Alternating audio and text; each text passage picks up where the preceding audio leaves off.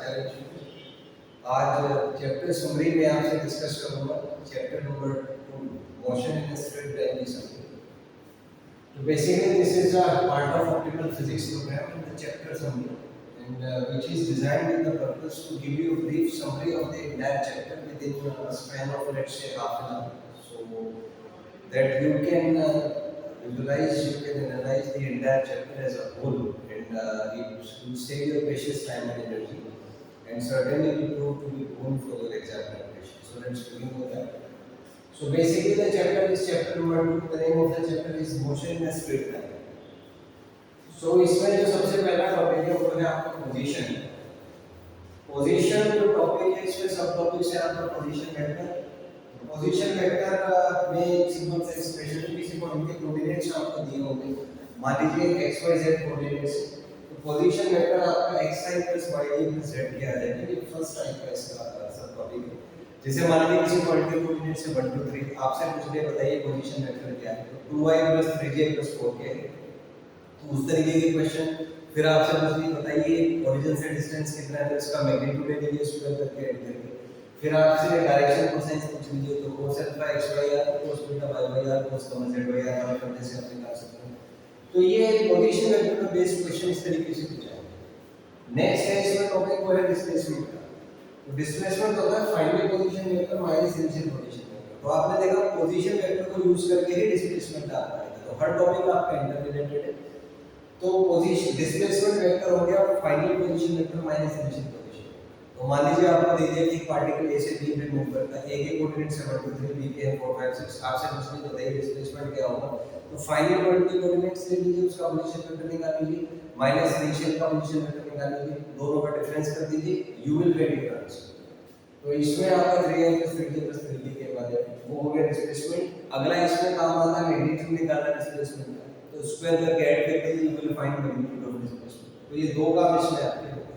अच्छा, कई बार इसमें क्या करते हैं ना, कोई इक्वेशन दिया होगा जैसे x y z, तो मान लीजिए आपको कहता है कि x = कोई फंक्शन ले लेगा t³ + 4d² + 5d + 6, और आपसे पूछेगा कि बताइए 1 सेकंड से 5 सेकंड तक डिस्प्लेसमेंट कितना होगा।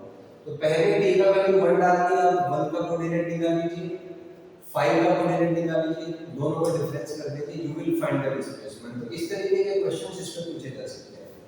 अगला इसका एक एप्लीकेशन है सर्कुलर मोशन। कोई पार्टिकल है वो सर्कल में मूव कर रहा है, मान लीजिए जैसे ये सेंटर c रेडियस r है, ये पॉइंट a है, ये पॉइंट b है, तो मान लीजिए थीटा एंगल से डिस्प्लेस होता है।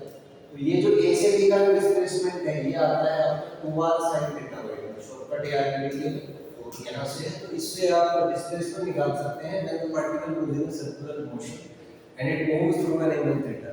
तो वहां से आपका एवरेज डिस्प्लेसमेंट, ये जो डिस्प्लेसमेंट का मैग्नीट्यूड है वो 2r sin थीटा का होगा। एक क्वेश्चन इसमें ये है।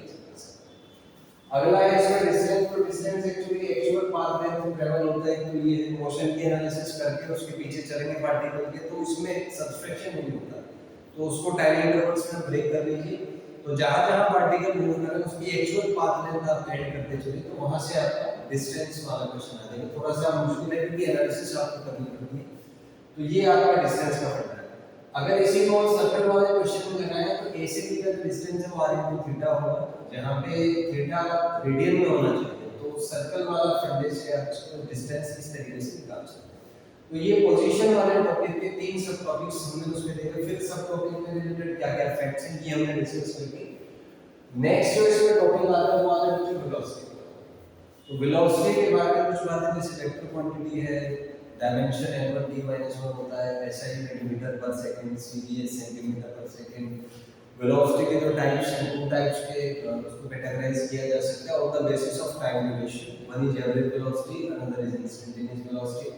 एवरेज वेलोसिटी होता है आपका डिस्प्लेसमेंट बाय टाइम, और इंस्टेंटेनियस वेलोसिटी होता है आपका dr/dt। r वेक्टर की टर्म में है तो dr/dt, x एक्सिस है dx/dt, y एक्सिस है dy/dt, z एक्सिस है dz/dt। अच्छा, एक इसमें स्लोप पे बेस्ड काम आता है कि मान लीजिए x की ग्राफ आपको दिया हुआ है, तो x के ग्राफ में dx/dt होगा, वो टेंजेंट का स्लोप होगा, तो इसका मतलब स्लोप से भी आप वेलोसिटी कैलकुलेट कर सकते हैं। तो ये वाला काम वेलोसिटी एवरेज में आप कर सकते हैं। नेक्स्ट क्वेश्चन आता है इंस्टेंटेनियस वेलोसिटी। तो स्लोप ऑफ x की ग्राफ, तो ये जो जैसे स्लोप से भी आप इंस्टेंटेनियस वेलोसिटी कैलकुलेट कर सकते हैं। अगला जो टॉपिक आता है तो इसमें वो आता है स्पीड का। सिमिलरली स्पीड भी दो टाइप के होते हैं, एवरेज और इंस्टेंटेनियस। एवरेज स्पीड होता है distance by time, instantaneous speed is magnitude of instantaneous velocity. तो यहां से आप कैलकुलेशंस करके स्पीड को भी कैलकुलेट कर सकते हैं। नेक्स्ट इसमें आता है कॉन्सेप्ट एक्सेलरेशन का। Acceleration is related to the change in velocity. ये भी एक वेक्टर क्वांटिटी होता है। ये भी दो टाइप के, एवरेज और इंस्टेंटेनियस। और एवरेज एक्सेलरेशन होता है change in velocity per unit time. Instantaneous velocity dv by dt, इसका एक ग्राफ में भी एप्लीकेशन है। अगर वेलोसिटी टाइम ग्राफ दिया है तो जो उसका स्लोप है आपका, वो आपको एक्सेलरेशन के बारे में बताएगा, इंस्टेंटेनियस एक्सेलरेशन। तो इन पे इस तरह से नेक्स्ट क्वेश्चन आ सकते हैं। फिर इन सब का जो एप्लीकेशन टाइम के साथ इसको मिला दीजिए तो उसमें से हमारी इक्वेशंस ऑफ मोशन आएंगे। There are 3 equations of motion, first, second and third. उसमें एक मैथमेटिकल फॉर्म है, एक उसका ग्राफ का फॉर्म है। तो मैथमेटिकल फॉर्म में है v = u + v, s u t half of v square, v square is u square plus 2s when acceleration is constant। इसी में अगर एक्सेलरेशन वेरिएबल है तो आप इंटीग्रेट कर दीजिए, इक्वेशन चेंज हो जाएगा। v = u plus integration dt, first equation. Second equation, s is equal to integration dt, v is the velocity. Third is v square is u square plus twice integration ds. This is third equation of motion when acceleration is variable। इसी में graph का question आता है कि अगर आपको AD graph दे रखा है तो इंटीग्रेशन एडी उस एरिया के इक्वल हो जाएगा, area with sign. Similarly integration a d area velocity time आ जाएगा with sign, and similarly a d s integration area आ जाएगा विद साइन। ये मैं आपको अगले वीडियो में इसको डिटेल में डिस्कस करूंगा। तो ये चीजें इसमें हैं। उसके बाद आते हैं इसके एप्लीकेशंस क्या है। तो जनरल एप्लीकेशन ये है कंबाइन। कंबाइन क्वेश्चन कुछ ऐसा है कि किसी पॉइंट का, मान लीजिए मैथमेटिकल और ग्राफिकल दोनों फॉर्म में एनालिसिस कर लेते हैं। तो कोई पॉइंट के कोऑर्डिनेट्स आपको दे रखे हैं, x = b ² t + 1। आपसे पूछेगा पहला question, find x at t = 1। Equation में t को 1 डाल दीजिए, वहां से x आपका आ जाएगा 1 1 1 7। फिर t को 2 डाल दीजिए, x आ जाएगा t = 2 पर। फिर आपसे पूछेगा डिस्प्लेसमेंट। तो displacement is final position minus initial position, तो वहां से आपका डिस्प्लेसमेंट आ जाएगा। नेक्स्ट पूछेगा आपसे average velocity, displacement by time, average velocity आप कैलकुलेट कर सकते हैं। फिर पूछेगा instantaneous velocity dx by dt, वहां से आप इंस्टेंटेनियस वेलोसिटी निकाल सकते हैं। फिर पूछेगा इनिशियल इंस्टेंटेनियस वेलोसिटी, तो vt निकाल के उसको 0 पुट कर दीजिए। तो यहां से अगर आप vt कैलकुलेट करें, यह आएगा आपका 3t² + 2t + 1, और t को 0 कर दीजिए तो यहाँ पे दूसरे वेलोसिटीज का बना जाएगा।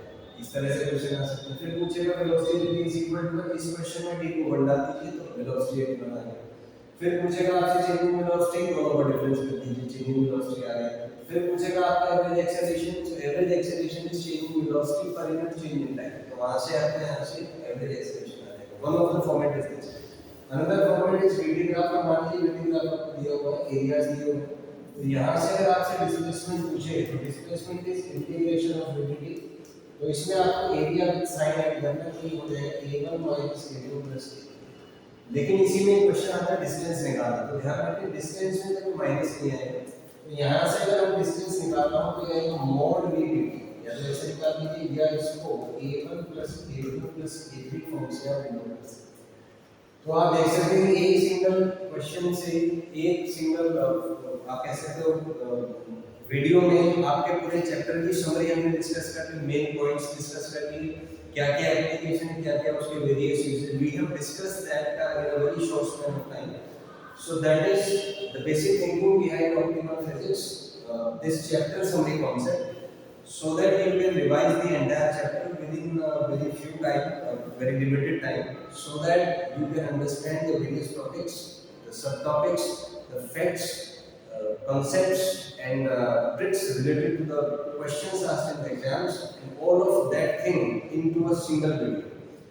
It saves your precious time, it saves your energy, and you can utilize this in forming mind maps. So it covers mind maps also, because entire chapter has been discussed on a single screen, on a single page. Obviously there are certain limitations to number of questions, so questions will discuss in main divided section, so questions can be addressed in those videos.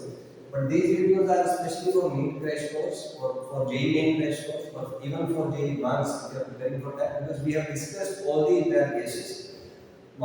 And question answer session will be discussed in the next video, so you can manage the two videos, and in both the videos there is a complete theory, complete summary as well as the questions, the NEET values or the JEE values. So in this way, we try to optimize your time and energy, bring to you a single video which covers the entire chapter, so that you can revise the entire chapter quickly and can earn good score in your exams and end up flying colors in your exams. So if you have any doubt, you can ask in the comment section. Thank you and have a nice day.